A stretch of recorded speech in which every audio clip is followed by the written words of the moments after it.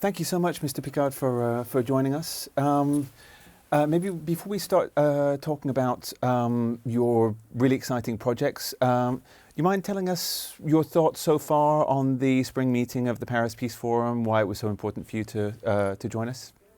The Paris Peace Forum is a really important event. We need to speak about peace, we need to speak about the protection of the environment, but it doesn't need to be always in Europe. And I think happening in Morocco, under the title The Fair Transitions, is extremely important. We have to involve the Global South, and we have to show that there is no gap between the economical development of the developing countries and the climate action and the protection of the environment. It goes hand in hand.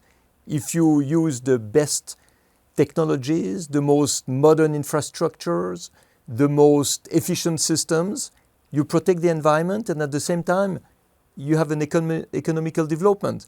So the title was good, the place was good, and Morocco, as everybody knows, is the door open to the rest of Africa. So perfect place to be. Well, thank you so much for joining us. Maybe I'd love to hear a little bit, for those especially who don't know your background as well. You took to the skies very young, initially on the back of a kite, obviously, before then in more sophisticated flight methods. Could you maybe tell us about how you got started, how you got to Solar Impulse? As a child, I was inspired by my grandfather, who made the first flight in the stratosphere, my father, who made the first dive to the absolute deepest spot in the ocean, but also all the explorers, the pioneers, the astronauts I was fortunate enough to meet when I was a child. And that was a fantastic inspiration. No, for me, life was about exploration. It was about embracing the unknown. It was the doubts and the question marks to stimulate creativity and performance. So each time I wanted to do the same. So I started with hang gliding, microlight, ballooning, crossing the Atlantic, then making the first flight around the world non-stop in a balloon, the Breitling Orbiter 3. After 2 failures, I finally succeeded. That brought me to envisage a flight around the world with no fuel at all. That was Solar Impulse, with solar power on the wings of the airplane to propel the plane day and night, which everybody thought was impossible until we've done it. And now, to continue in this path of having a hydrogen-powered airplane that will fly non-stop, 0 emissions around the world. So it's a big project because it's not only an airplane to fly, it's a message to bring, it's a flagship for climate action, it's an educational program. This is why we partner with a University Mohammed VI Polytechnic, we partner with OCP in Morocco, we partner with ScienceCo, which is the specialty chemical company, with Breitling, who was my sponsor for the balloon flights. And all together, we want to make this project happen and use it to bring some, or let's say even to restore hope into climate action and fight against the defeatism, the skepticism of the people who believe there are no solutions, no future. Of course there are solutions, of course there's a future, but we have to act.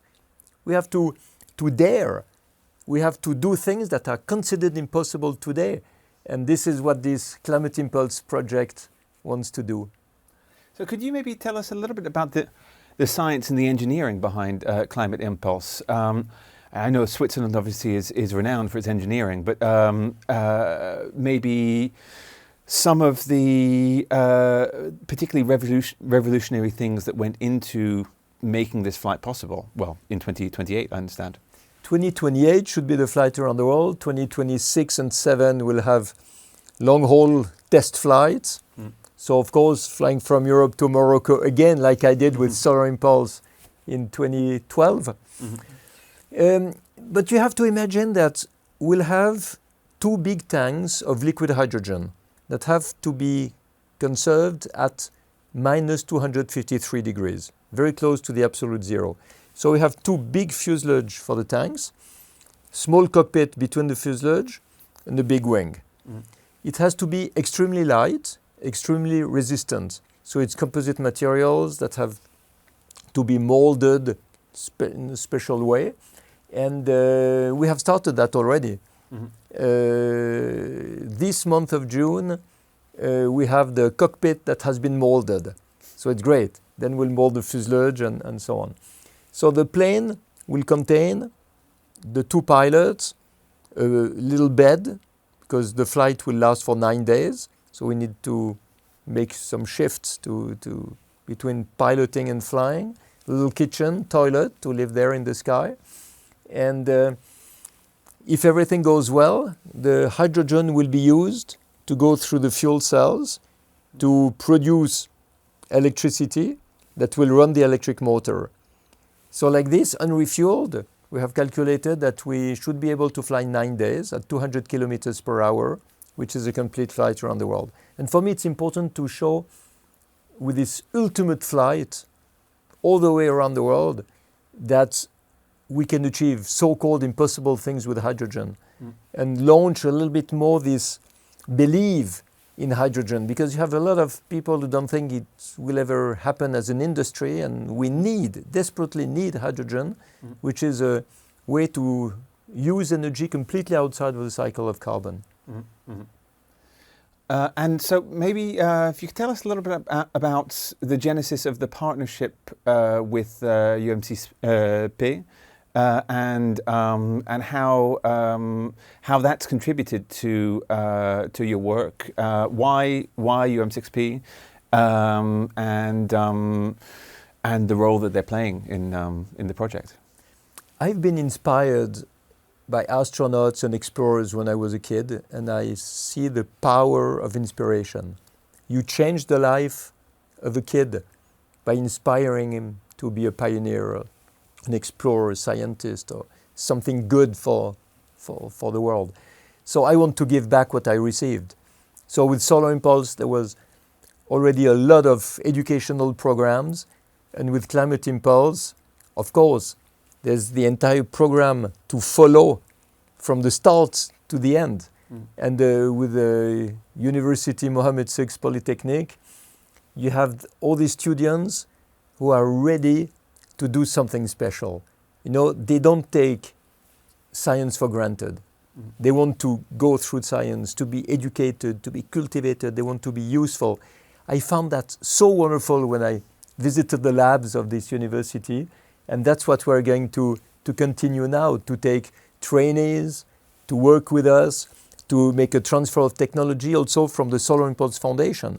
We have identified 1,600 technical solutions to protect the environment.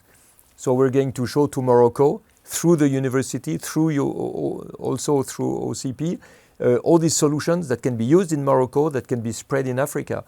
So I'm really enthusiastic about that partnership, because it's more than just supporting the construction of an airplane, although it's revolutionary, but it's about trying to improve quality of life of the people everywhere. Well, thank you so much for talking to us, and we really hope to see Climate Impulse take flight in its tests, and then the full flight around the world soon. Looking forward also. Thank you. Thank you so much.